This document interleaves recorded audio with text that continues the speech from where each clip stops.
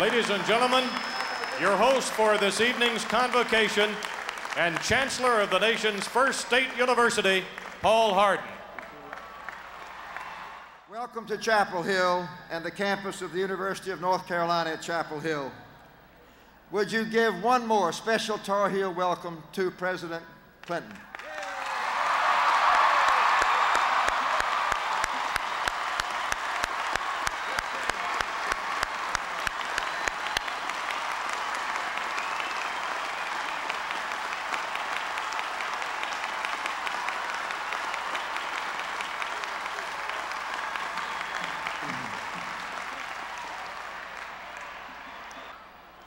Would you also give a special welcome to all the North Carolinians joining us live through the good efforts of the University of North Carolina Public Television.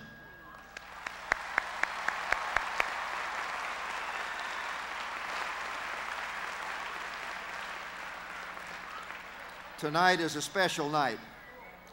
It is a night to honor and remember past achievements and to reaffirm the commitment to the vision of our forefathers 200 years ago. In front of me this evening is the North Carolina National Guard Honor Guard, representing all branches of the service here in North Carolina. The assembled Guard will present the colors tonight. Please stand and join one of North Carolina's national treasures, Grammy Award winner, the Reverend Shirley Caesar, in the singing of our national anthem.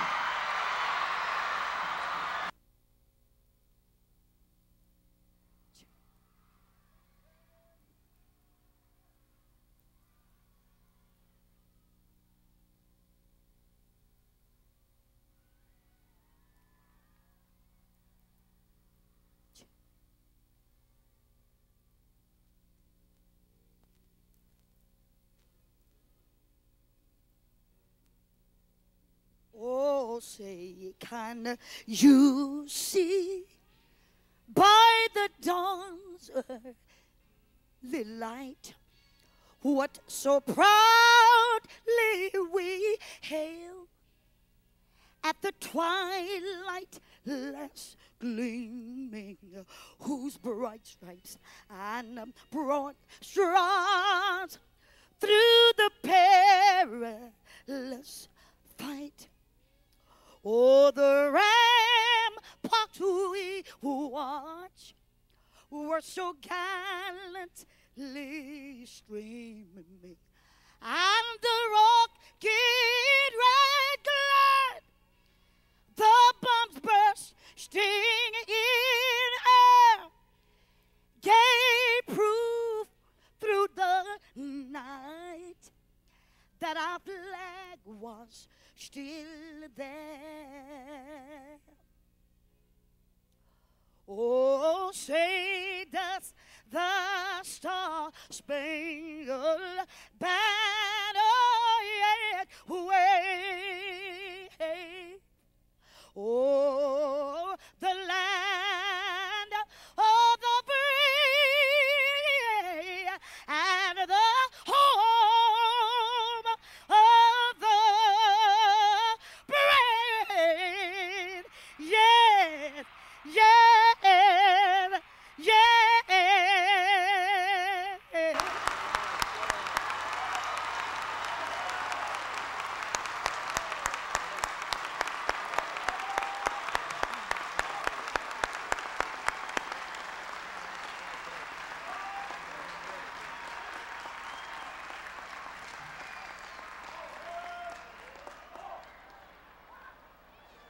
Ladies and gentlemen, the Governor of the great state of North Carolina, the Honorable James B. Hunt, Jr.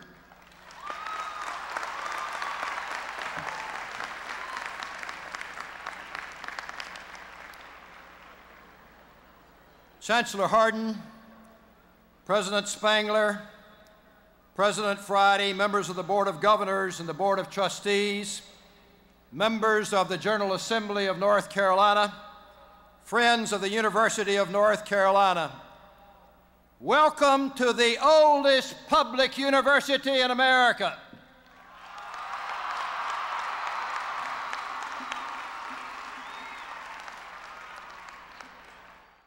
now one of the university's favorite sons, on the road tonight in Chapel Hill, please welcome Charles Kuralt.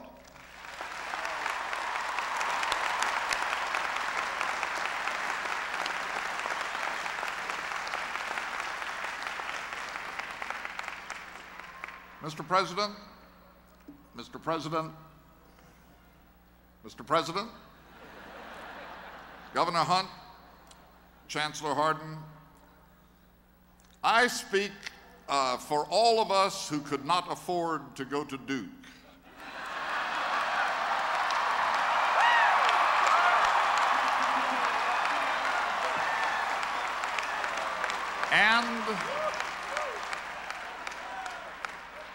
And would not have, even if we could have afforded it.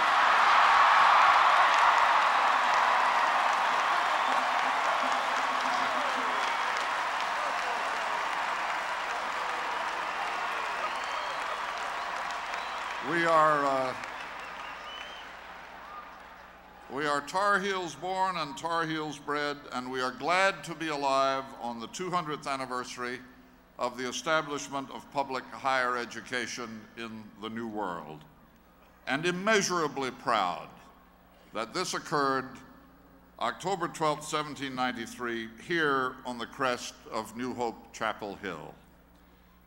What is it that binds us to this place as to no other? It is not the well or the bell or the stone walls or the crisp October nights or the memory of dogwoods blooming. Our loyalty is not only to William Richardson Davie, though we are proud of what he did 200 years ago today, nor even to Dean Smith, though we are proud of what he did last March. As it was meant to be, the University of the People. In trying to define its spirit, I find my thoughts wandering back always to Frank Porter Graham. My own family's experience of the university may be much like your family's experience. My father, who is with us tonight from a hospital bed in Elizabeth City, came to Chapel Hill by train in those hard Depression years, carrying little money and much hope for the future.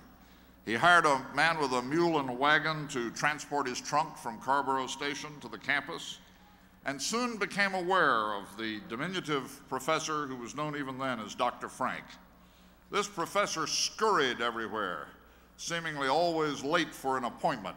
It didn't take long for my father to understand that Dr. Frank was, in fact, always late because of his habit of stopping to talk with everybody he met, grasping new students by the arm and inquiring about their hometowns, their ancestors, their ambitions, and their general welfare. I say this for those who were not acquainted with Frank Porter Graham. He was a saint. Those who knew him will not have to be told. He became the spirit of the university, which he never forgot had been created for the people. He was one of the greatest Americans of the middle years of the 20th century, no doubt, and the most remarkable human being I ever came across.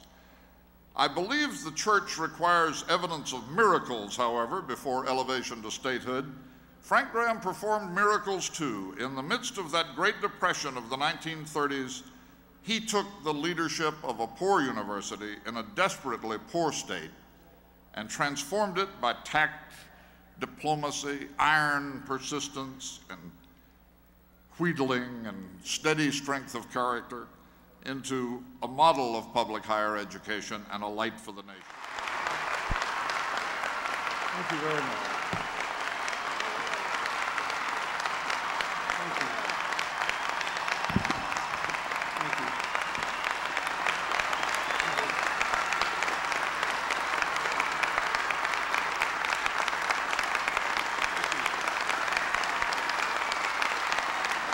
Thank you very much. Thank you. Thank you.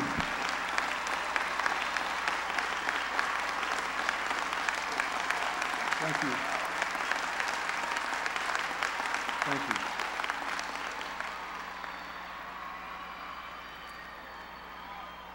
Thank you very much, President Spangler, President Friday, Chancellor Hardin, my good friend Governor Hunt, and other distinguished platform guests. Ladies and gentlemen, I must say I have thought for a long time about what it might feel to be in a vast crowd of North Carolinians and have them do something besides root against one of my athletic teams from Arkansas. I began to think of this moment in August when I was on vacation, and I spent an evening with a person who used to be one of your great sons, James Taylor.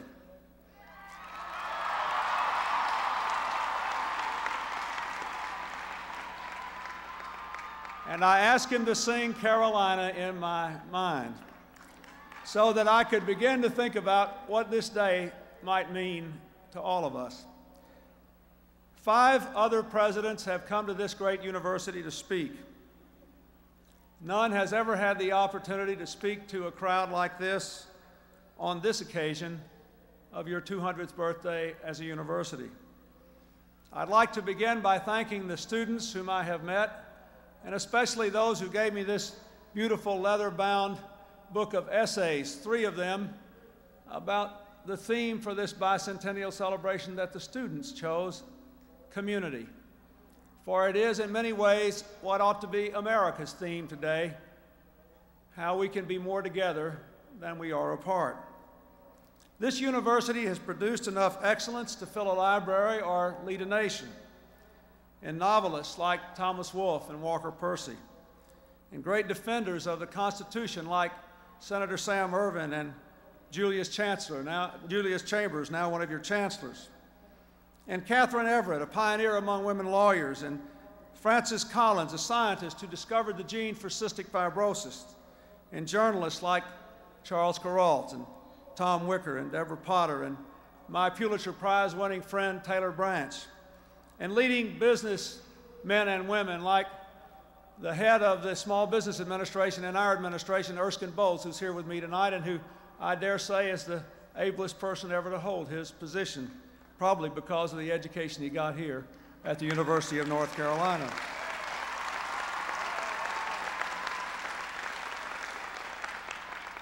These are just a few of the many thousands of lives who have been brightened by what Mr. Kuralt so warmly referred to as the light and liberty this great university offers. There are few certainties in this life, but I've also learned that when March Madness rolls around, I'll be hoping my Razorbacks are there, but I know that Dean Smith's Tar Heels will always be there.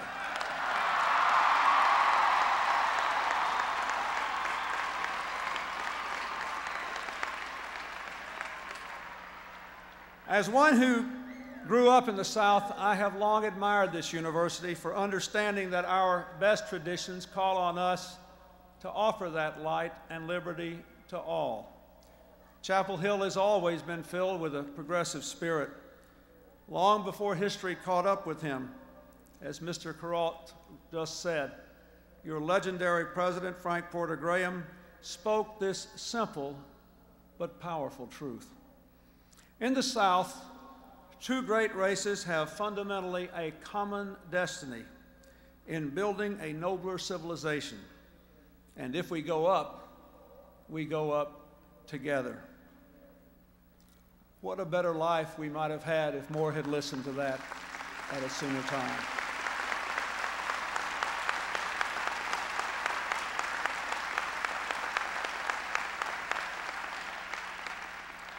Your great state has also understood that education goes hand in hand with the expansion of democracy and the advancement of our own economy.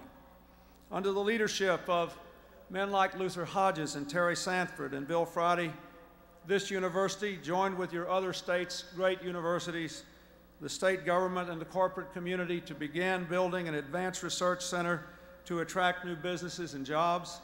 Now the Research Triangle has more than 60 companies, more than 34,000 employees, it is the envy of the entire nation about what we can do if we strive to make change our friend.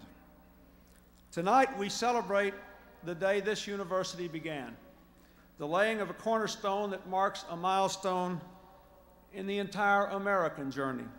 Because on this day, near this place, 200 years ago, the cornerstone was laid for the first building and the first public university in a nation that had only recently been born. It was, to be sure, a time of hopeful and historic change, when the future was clear to those who had the vision to see it and the courage to seize it. It was a time of heroes such as William R. Davie, a fighter in the Revolution, a framer of the Constitution, a Princeton graduate who wanted a state university here to make education accessible to more than the privileged few. On October 12th in 1793, when General Davie laid the foundation for this university, he laid a foundation for 2 centuries of progress in American education. Historians tell us now that there was then a joyous ceremony, that the maple leaves flamed red in the eager air. Great joy there was, but remember now, it was in the face of great uncertainty. The wounds of the Revolutionary War had yet to heal. The debts had yet to be repaid. And the new democracy seemed still untested and unstable. Yet, in spite of all these problems, the Americans of that time had the courage to build what had never before existed, a great new republic and a public university. In spite of the obstacles, they decided to bet on the future, not cling to the past. That is the test for us today, my fellow Americans. Alexis de Tocqueville carried this uniquely American optimism, this faith in education, this commitment to change when he wrote in his wondrous Democracy in America, "The Americans have all a lively faith in the perfectibility of man. They judge that the diffusion of knowledge must necessarily be advantageous and the consequences of ignorance fatal. They all consider society as a body in a state of improvement, humanity as a changing scene in which nothing is or ought to be permanent. And they admit that what appears to them today to be good may be superseded by something better tomorrow." For 2 centuries now, we've held fast to that faith in the future. For 2 centuries, we've kept the courage to change. And for 2 centuries, we've believed with Frank Porter Graham that we must go up together. Our founders pledged their lives, their fortunes, their sacred honor to a common cause.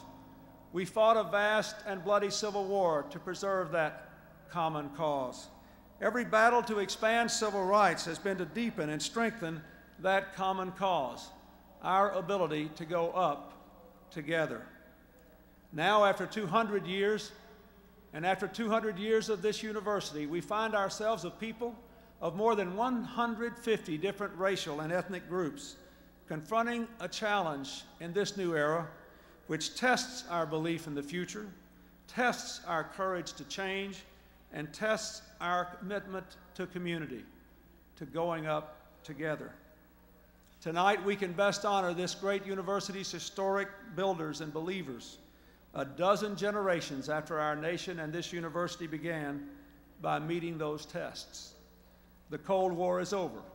The threat of nuclear annihilation is receding. Democracy and free markets are on the march. Mandela and de Klerk, Rabin and Arafat have given people hope that peace can come out of any conflict. A global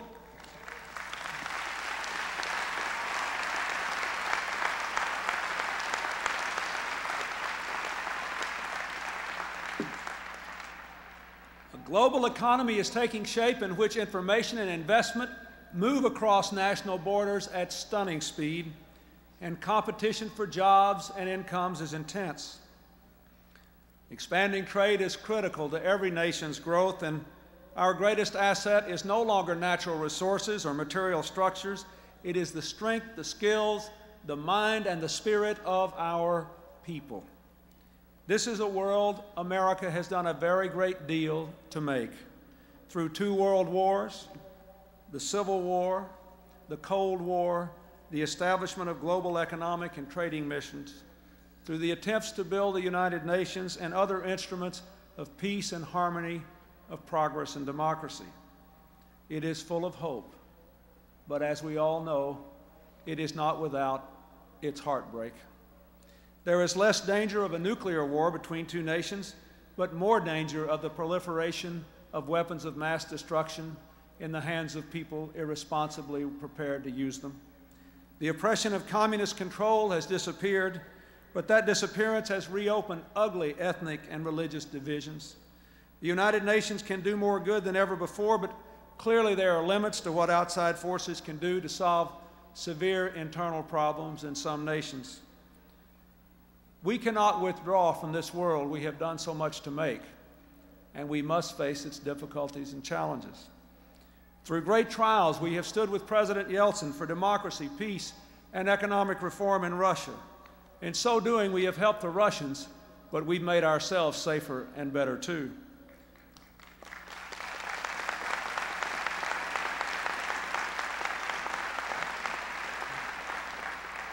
We have sponsored and supported the peace process in the Middle East, for which you just clapped. In so doing, of course, we have contributed to a better life for the Arabs and the Jews, but we have enhanced our own security as well.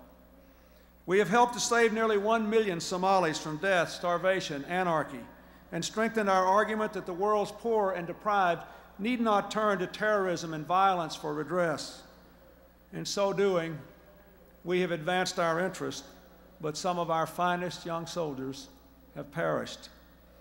Tonight, before going on, I want to express here in North Carolina my profound gratitude and deep personal sympathy to the families of the 6 servicemen from Fort Bragg who were killed in Somalia: Sergeant Daniel Bush, Sergeant First Class Earl Fillmore, Master Sergeant Gary Gordon, Master Sergeant Timothy Martin, Sergeant First Class Matthew Ryerson, and Sergeant First Class Randall Shugart. May God bless their souls and their families, and may we all thank them.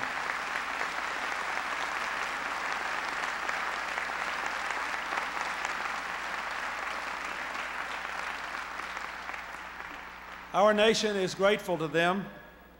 So are most of the people of Somalia. I have ordered strong new steps to protect our troops, to ensure the return of our missing or captive Americans, to complete our mission in that nation in no more than 6 months, to finish that job quickly, but to finish that job right. Just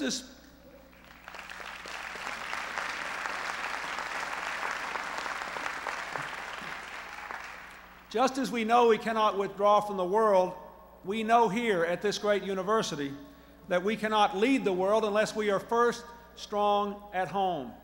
After all, in the beginning, it was our values, our ideals, our strength, our willingness to work to make the most of what was here on this continent that made us the envy of the world. And here at home, this new economy of ours offers much hope and opportunity. Yet every positive development seems to bring with it some jarring dislocation. The global economy not only rewards the educated, it punishes those without education. Between 1972 and 1992, while the work year got longer for most Americans, our wages stagnated.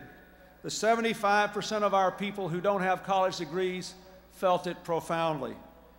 Those who began but didn't finish college saw their wages fall by 9% just since 1979. For those who didn't go on to college, wages fell 17%. For those who left high school, wages dropped 20%. We got a lot of new jobs out of international trade, but we know we also lose some every year to competition from countries with lower wages or high quality or sometimes unfair practices.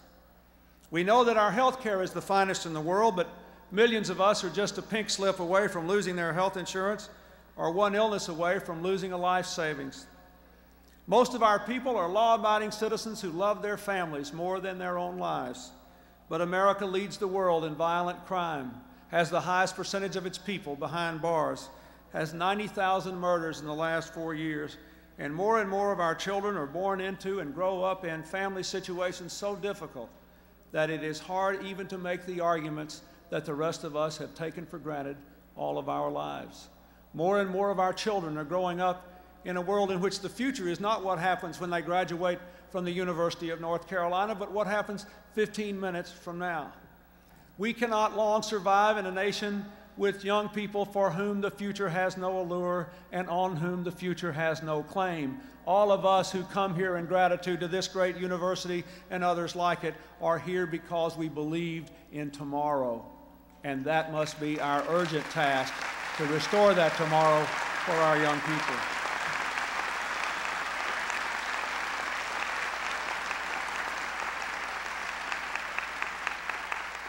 What is the point of all this for today? It is simply this. We are living in a time of profound change. No one can fully see the shape of the change or imagine with great precision the end of it, but we know a lot about what works and what doesn't. And we know that if we do not embrace this change and make it our friend, if we do not follow what de Tocqueville said we were about 150 years ago, if we do not follow the traditions on which this university was founded, then change will become our enemy. And yet all around our great country today, I see people resisting change. I see them turning inward and away from change. And I ask myself, why?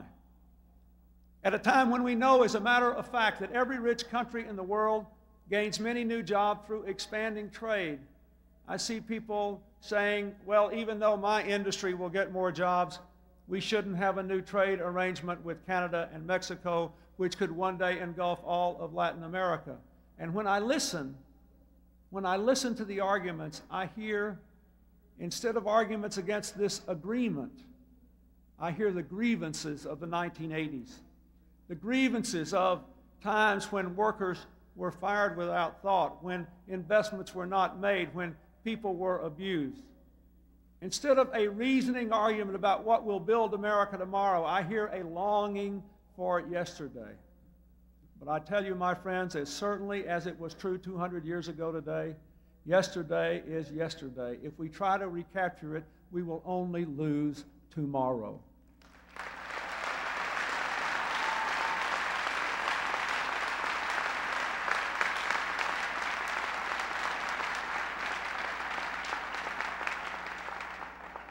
But I think we can say we know some things about why we are resisting these changes and what we might do to make ourselves more like the founders of this great university, more like the founders of our great nation, more like most of the students here on any given day at this university. When do people most resist change? When they are most insecure. Think of any child you ever raised. Think of any personal experience you ever had. Why is it that great universities provide wonderful libraries and beautiful lawns and space and time to study and to learn and to grow so people can feel personally at peace and secure? It is that which enables us to learn and to grow and to change. And I say to you tonight, my fellow Americans, the mission of this university, the mission of every university, must be to be in the vanguard of helping the American people to recover enough personal security to be able to lead the changes that we are so urgently called on to make. What does that mean? What does that mean? I would argue, among all things, it means at least three. First, we must make Americans more secure in their families and at work. In a world transformed by trade and technology, it is no longer possible for a young person to go to work and keep a job until retirement, or even often to stay with the same company. The economy is creating and losing millions of jobs constantly. Most people now who are laid off from their jobs never get the same old job back. Young people beginning their careers, on average, will change work 7 times in a lifetime. The best jobs those young people here in the audience may ever have may be jobs yet to be created, in companies yet to be founded, based on technologies yet to be discovered. Economic security, therefore, can no longer be found in a particular job. It must be rooted in a continuing capacity to learn new things.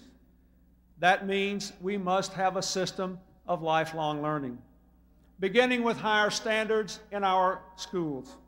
Almost 2 decades ago, your Governor, Jim Hunt, began an education reform program that included higher standards in these schools. Those efforts inspired other governors around the country, including the then governor of South Carolina, now our Education Secretary, Dick Riley, and me. And I thank him for that. Now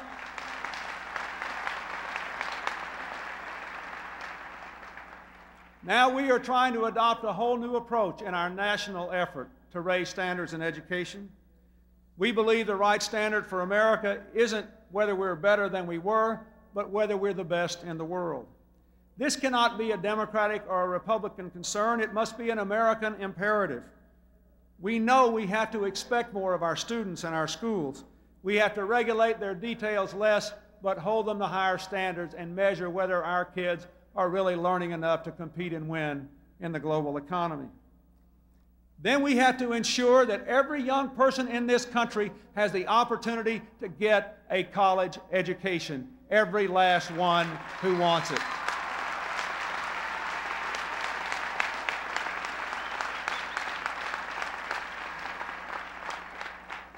We have already this year reorganized the student loan programs to lower interest rates and ease the repayment terms, and open the doors of college education to thousands of young people by giving them a chance to be in the National Service Program, to rebuild their communities from the grassroots up and earn a part of their college education.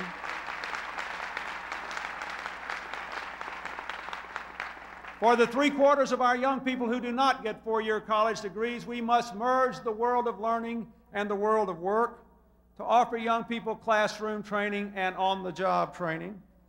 And for those who lose their jobs, the unemployment system is no longer good enough. We must create a continuous re-employment system so that people are always learning, even into their 50s and 60s and 70s, as long as they are willing to be productive citizens and to keep going and growing. Another big part of job security that is often missed is that most workers are now parents, or at least most parents are now workers. And we can no longer force people to choose between being a good parent and a good worker. They must be able to be both.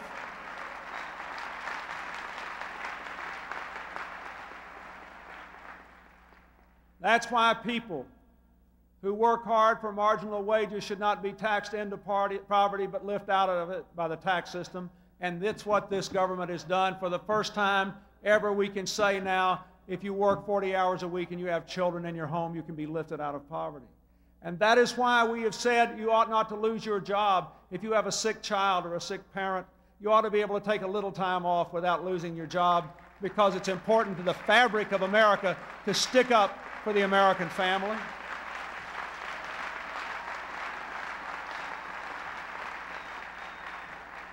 A couple of Sundays ago, when I came into the White House from my early morning run, I saw a father, a mother, and 3 daughters there taking a tour on Sunday morning, an unusual time. And I went over and said hello to them and learned that the family was there with the Make-A-Wish Foundation because one of the daughters was desperately ill and she wanted to see the president and see the White House. And I talked to that family for a while, and then I came down and had my picture taken with them. And as I was walking away, the father said, "Mr. President, don't you ever think it doesn't matter what goes on up here. If it hadn't been for the family leave law coming in this year, I would have had to choose between spending this time with my precious daughter who may not make it, or working to support my family so that the rest of us could go on. No parent should ever make that choice, and I don't have to now." That is what I mean by providing the American people the personal security they need to proceed to change in this world.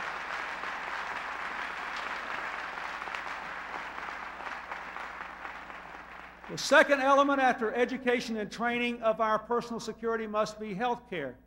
This is the only advanced nation in which people can lose their health care, where we don't have health care that's always there and that can never be taken away. Even though we spend 40% more than any place else in the world, what does that mean? Lost productivity in small businesses. People are really insecure about changing jobs because they've had someone in their family sick, and they know if they change jobs, that pre-existing condition will keep them from getting new health insurance. And so people walk around like this, millions of us all the time, 37.4 million Americans without any health insurance, but many millions more knowing they could lose it like that. How can you be secure enough to change, to take on new challenges, to start new businesses, to take new risks if you think that you may have to let your family go without basic health care? My fellow Americans, it does not happen in any other advanced nation, and it is time for us to say as a people, it will no longer happen here. No more.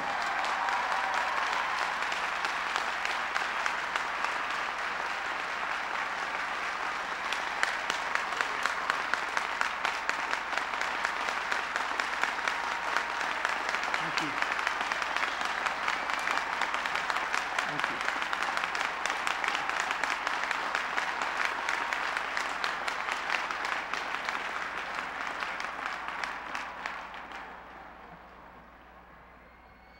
And this last point I would make to you, if we are to be personally secure enough to make the changes and meet the test of this time, we must protect our people better against the ravages of violence.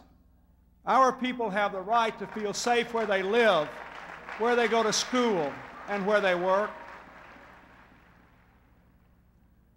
My fellow Americans, I was in California the other night, and I talked to people all across the state in a hooked-up town hall meeting, and this young African-American boy, a junior high school student, said, "Mr. President, my brother and I, we don't want to be in gangs. We don't want to have guns. We don't want to cause any trouble. We want to learn. We want a future.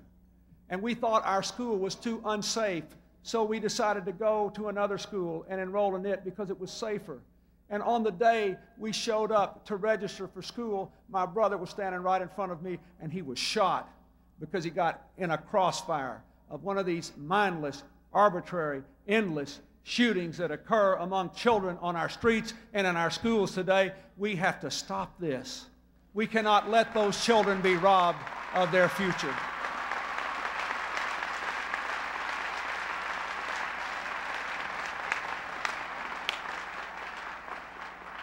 I know this state grieved recently when your native son, Michael Jordan's father, was killed. And I know we all wish him well as Michael embarks on a new journey in his life. But let us not forget that 22 other men and women were killed in that same county in your state this year. 10 foreign tourists were killed in Florida this year, and the state grieved over it. But in our nation's capital, in 1 week this summer, more than twice that many people were killed. They were not famous, but they were the president's neighbors. It is heartbreaking. What can we do about it?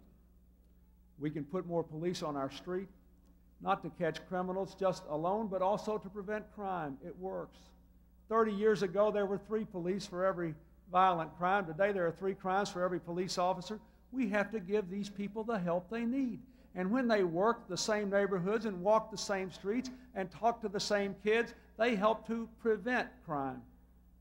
We also, and I say this in North Carolina, coming from a state where in my home state, half the people have a hunting or a fishing license or both, and we have to shut down factories and schools and towns on the opening day of deer season because nobody shows up anyway. But we still ought to pass the Brady Bill so we don't sell guns to people with a criminal or a mental health history.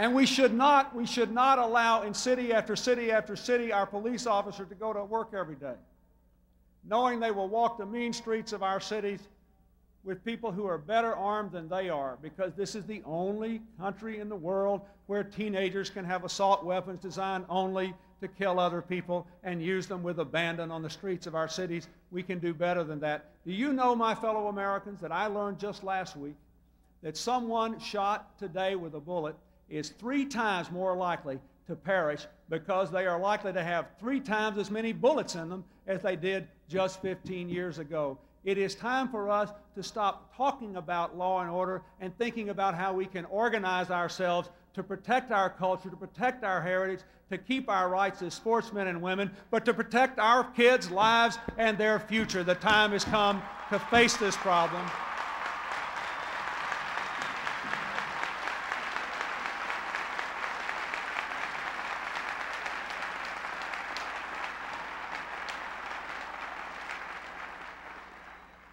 What has all that got to do with this? Because this is what the founders did. They faced the problems of their time and gave the rest of us a chance to live in the most successful democracy ever known. The idea of the public university, born here in North Carolina, played a major role in revolutionizing opportunity for millions and millions and millions of Americans who never even came into this state, but got that opportunity in other states because of the example set here. This is the challenge of our time, and we must meet it so that we can change. Economic security, healthcare security, personal security. None of us can be secure until we are prepared to take personal responsibility for making these changes and to building a new sense of community, each in our own way. Our jobs won't be responsible unless we are willing to learn new skills for a lifetime. And until we all treat each other like indispensable partners, not disposable parts. Our health care won't be secure even if we pass our health care bill until all of us practice more preventive care. Our families won't be secure until fathers and mothers begin to realize that they have to put their children first. Our communities won't be secure until people who disagree on everything else stop shouting at each other long enough to realize that we have to save the kids who are in trouble the same way we lost them, one child at a time. And it imposes a responsibility on each and every one of us.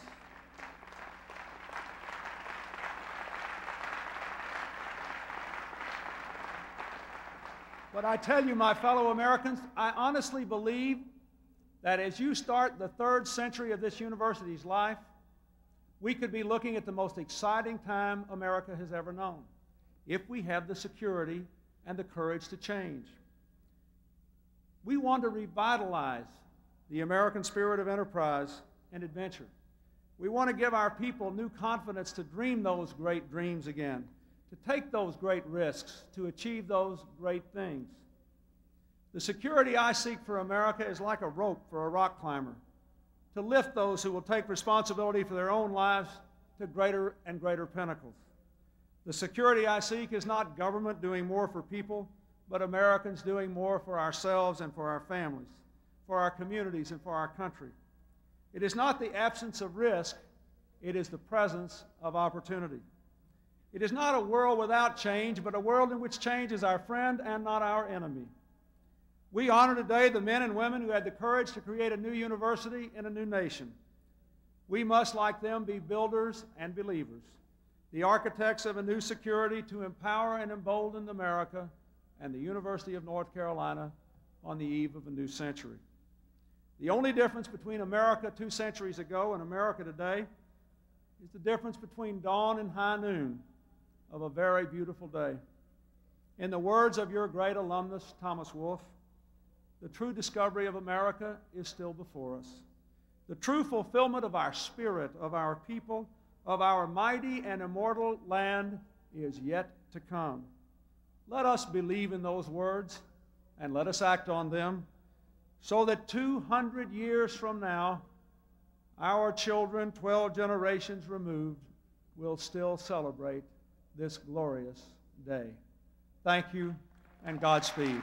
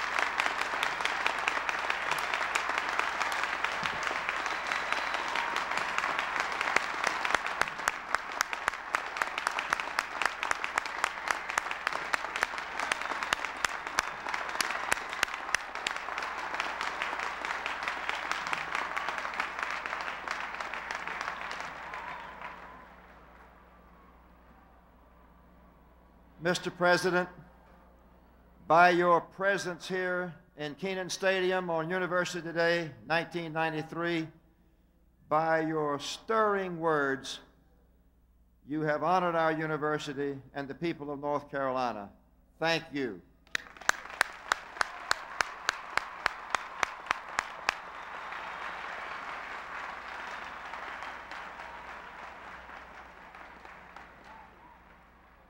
We have no comparable honor to bestow, but it is customary, Mr. President, on special university occasions to confer honorary degrees upon individuals of extraordinary merit.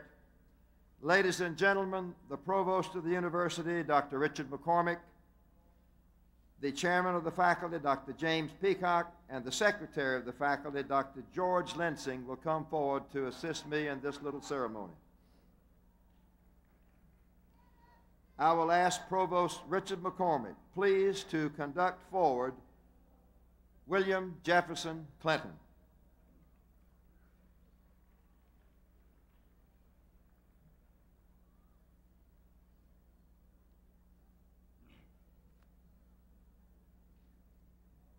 William Jefferson Clinton, in his first year as the nation's 42nd president and third youngest president, has vigorously set an agenda of attack upon the problems of national debt, health care, public education, international trade barriers, unemployment, crime, poverty, and a threatened global environment. We have drifted, he declared in his inaugural address, and that drifting has eroded our resources, fractured our economy, and shaken our confidence. But, he hastened to add, there is nothing wrong with America that cannot be cured by what is right with America. At the time of his election to the presidency almost 1 year ago, he was in his 5th term as governor of Arkansas and acknowledged in a survey of his fellow governors as the nation's most effective governor. Education reform became the centerpiece of his administration. During his term of office, public education in Arkansas was strengthened by smaller classes, higher student test scores, the highest high school completion rates in the region, teacher competency tests, and dramatic increases in the number of high school seniors going on to college. In Arkansas, 71% of all state general revenues was invested in education, the 3rd highest rate in the country. As governor, he helped to attract new business and industry to the state. Ranked in 1989 by the Small Business Administration as 1st in the country in new business starts. In partnership with his wife, Hillary, he has helped to give new meaning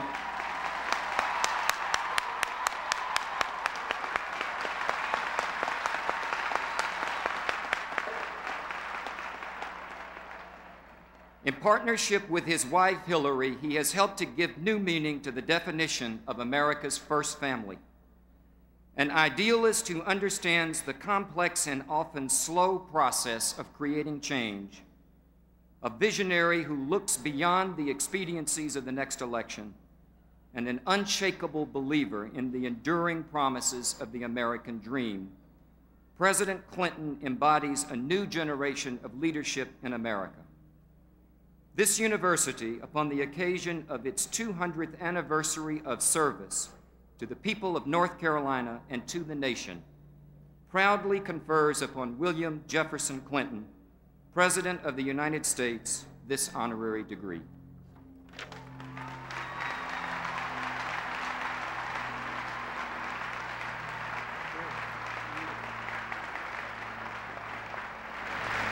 Upon the recommendation of the faculty and by the authority of the Board of Trustees of the University of North Carolina at Chapel Hill, I have the honor to confer upon you, William Jefferson Clinton, the degree Doctor of Laws.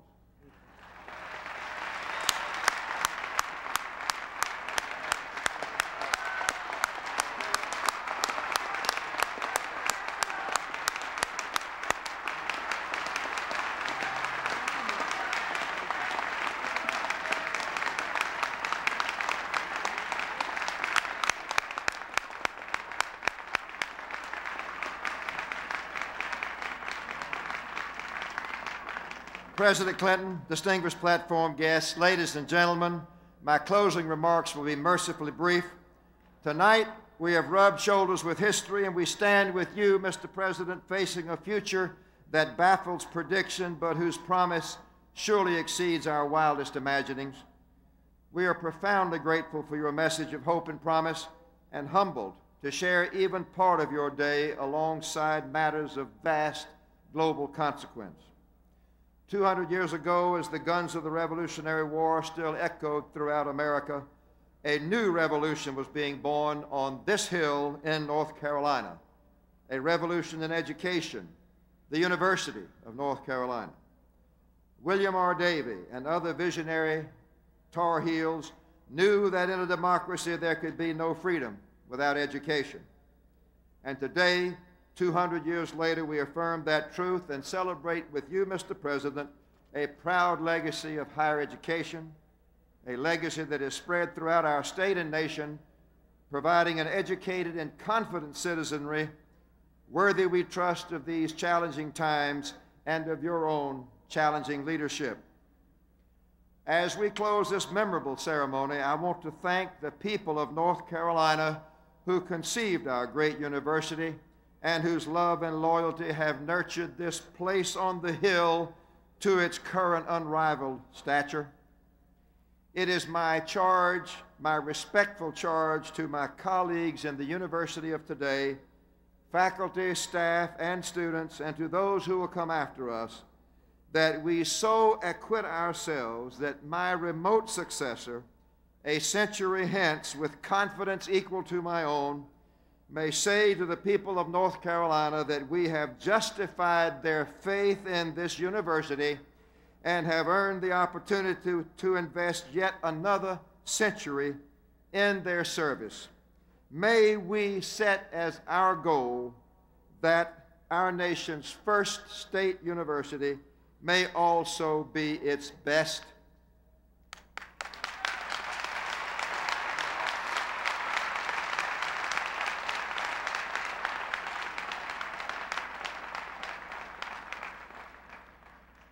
From all across the 100 counties of our state, young musicians from our high school bands and choruses have come.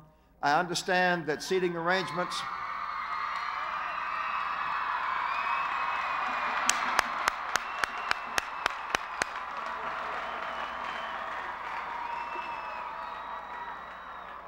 I understand that certain logistical problems have forced us to cancel one or two events, but I do not want 4,000 high school choristers from North Carolina to get away from here without singing the alma mater. Let us all sing, Hark the Sound.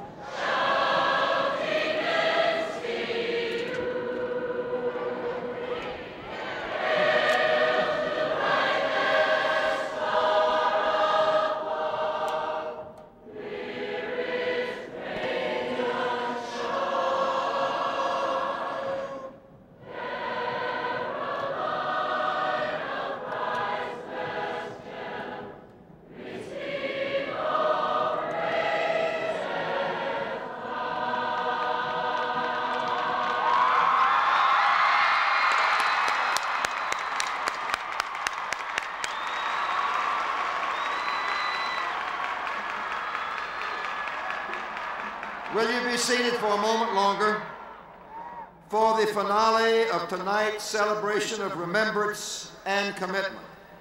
I would like to call once again upon our UNC band, led by my good friend Major John Yeshalitis, Director Emeritus of the UNC Bands, in recognition of the People's University, whose goal has always been to educate our citizens and to elevate the public spirit. These musicians will perform Aaron Copland's Fanfare for the Common Man.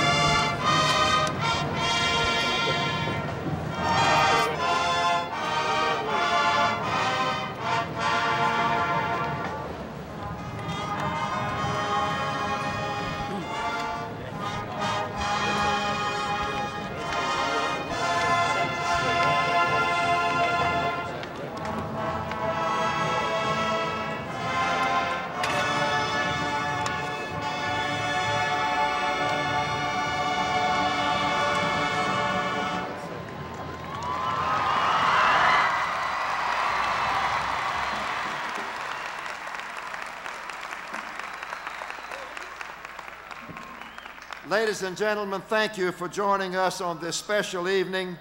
Good night, drive safely, and vote yes on the bond referendum on November 2nd.